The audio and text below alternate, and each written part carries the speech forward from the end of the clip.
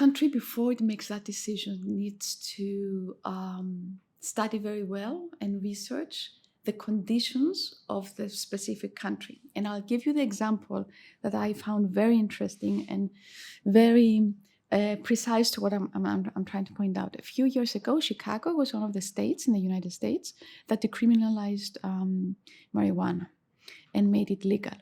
And I remember listening to the interview that the chief of the police of Chicago gave.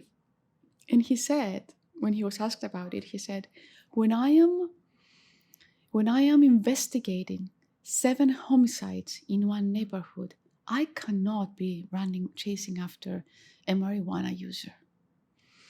So we need to be very careful why we make the choice to decriminalize within a country. What are they? We can't look at Chicago and say, oh, they've done it, so why don't we do it?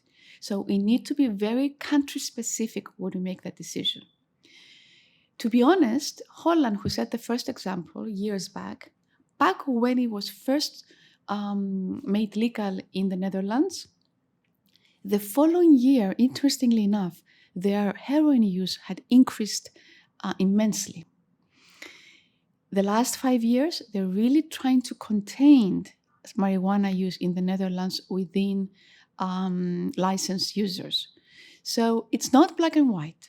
What I would say is that any country who will move forward, they need to be very careful to study, and research deeply what's the reality of the country and whether that country is ready and whether the damage that will be done will be more than the benefit. Because we casually say, well, when something is not, when something is forbidden, it's more attractive. Well, alcohol is not forbidden in our country, and right now it's the number 1 substance of abuse in Cyprus. So it's not a straightforward answer for me. I'm not for it, obviously, since, like I said, I've been living for the last 25 years these consequences. But I would just say that any lawmaker who will move forward to such a decision, they need to take into consideration every single element within the country. So address the complexity and uniqueness Exactly. of each situation. Exactly. And I think it's the same way that goes with patients.